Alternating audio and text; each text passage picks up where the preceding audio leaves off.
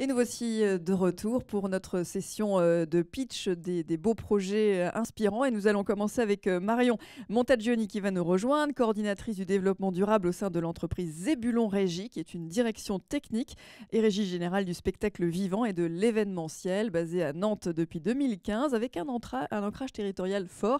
Et donc Marion va nous expliquer comment faire pour aider les organisateurs à mettre en place des événements responsables. Marion, c'est à vous. Bonjour et merci pour l'invitation. Donc, notre métier, c'est d'être maître d'œuvre et d'accompagner les organisateurs et les organisatrices d'événements pour mettre en place leurs événements. Notre métier consiste concrètement à dimensionner les besoins humains, logistiques, matériels, techniques et réglementaires pour le montage, l'exploitation et le démontage d'un événement. Nous, on est un peu ici pour mettre tout ça en musique. Ce qu'il faut bien comprendre, c'est que le ou la directrice technique, en tant que cadre technique, est responsable du service technique, sécurité et hygiène.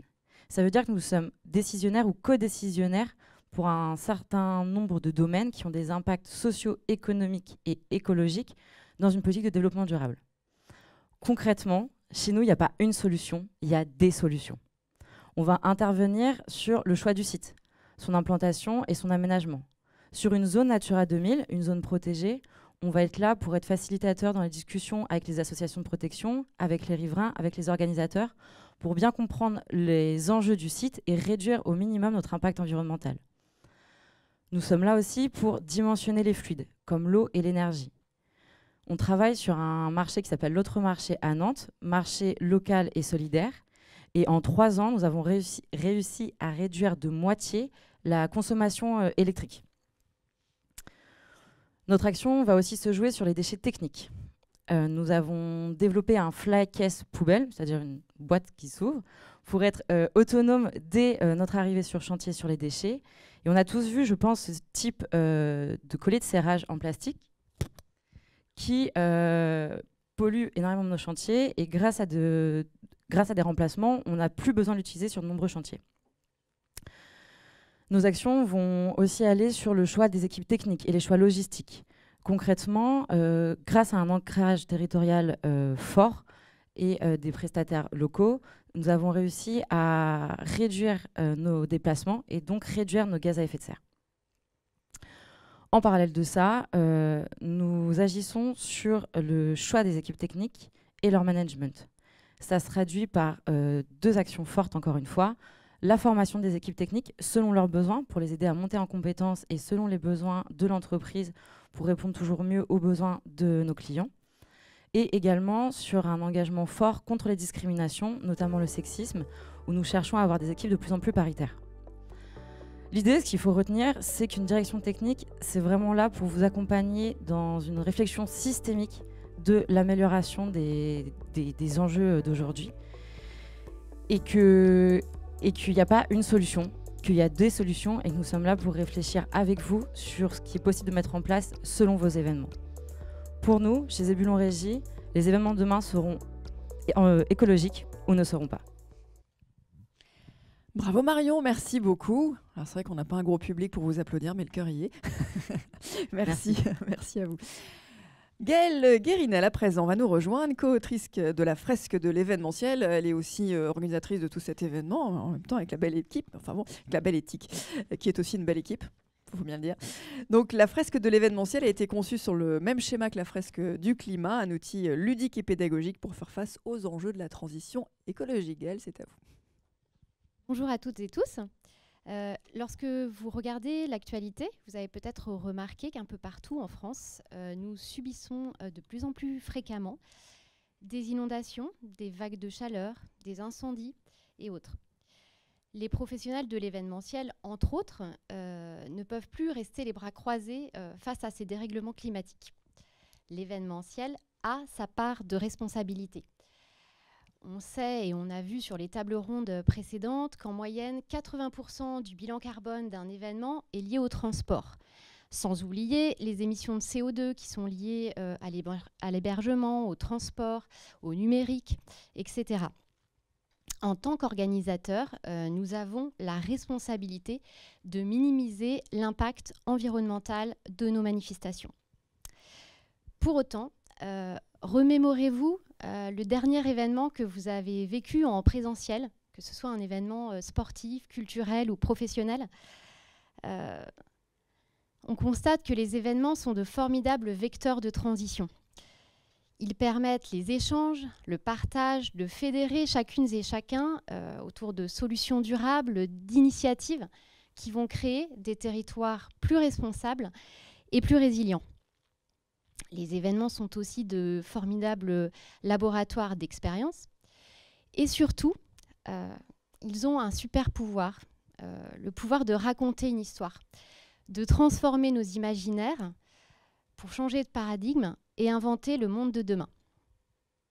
Tout ça pour vous dire que pour toutes ces raisons, avec le rêve, à l'initiative du rêve Réseau Éco-Événements, et avec une vingtaine de professionnels de l'événementiel un peu partout en France, que je salue s'ils nous regardent, nous avons co-créé la fresque de l'événementiel.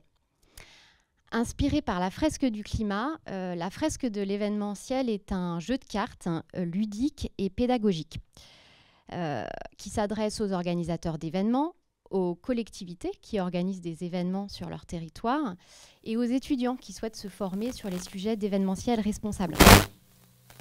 Alors, cette fresque est un véritable outil de sensibilisation et de compréhension qui va répondre à 3 objectifs. Le premier, de comprendre les enjeux sociaux, environnementaux, sociétaux liés aux événements. Le second, de lister des pistes d'action possibles pour votre événement.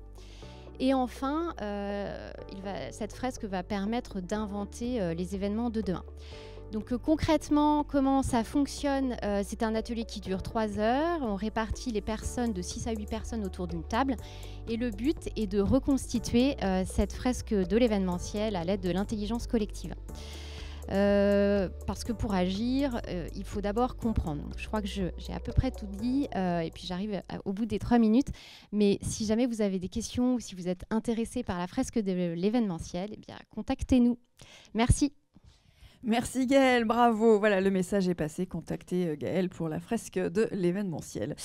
Eh bien, nous arrivons à notre 3e et dernier pitch. Alors, on a déjà pas mal parlé ce matin, justement. Alors, c'est bien d'avoir des cups, mais c'est mieux d'apporter la sienne sur ces événements. Eh bien, c'est tout l'objet de l'intervention de Cécile Talon, de son pitch de 3 minutes aussi. Cécile, vous êtes chargée de mission développement durable au collectif des festivals et vous allez nous parler de la création d'un nouveau logo pour justement inciter bien, tous les participants des événements à venir avec sa propre vaisselle. Et c'est un logo que vous avez travaillé et construit avec le collectif national R2D2 qui accompagne les événements dans la transition écologique des territoires. C'est à vous.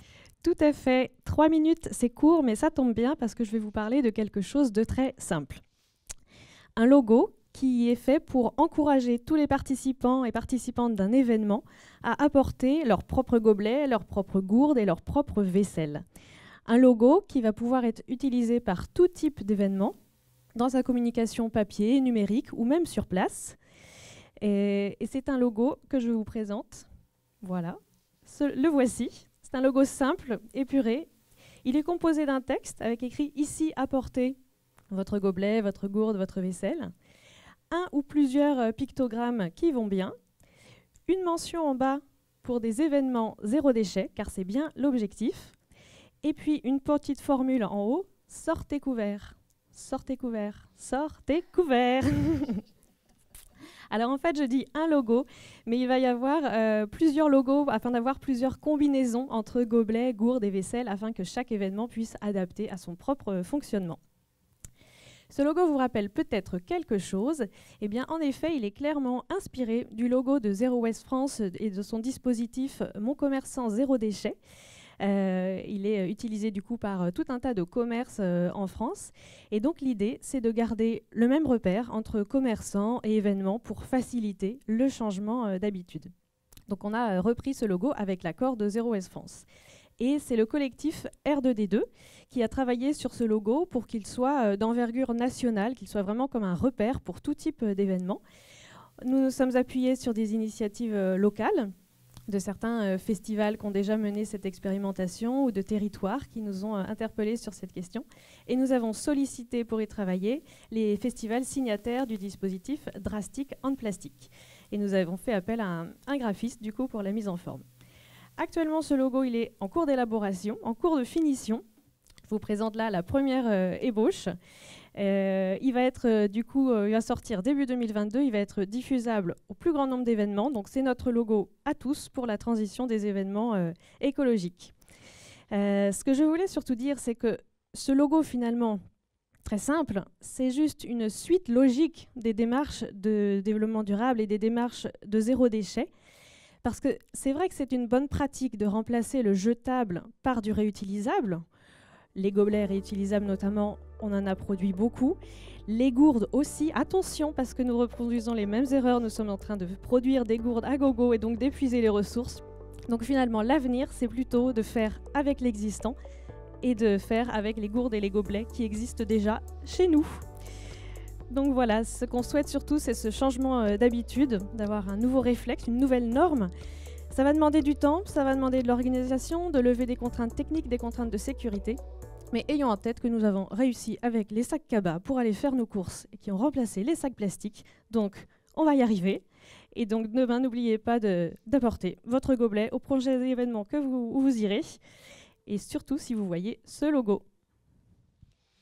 Merci beaucoup. Bah voilà, tous avec sa cup dans son sac. En même temps, c'est pas très lourd, c'est tout à fait possible. Avant les couverts. Mais bon, c'est déjà bien de commencer par la cup. Merci beaucoup, Cécile. On se retrouve, je vous propose, dans une petite minute avec notre grand témoin pour clôturer cette plénière du colloque. À tout de suite.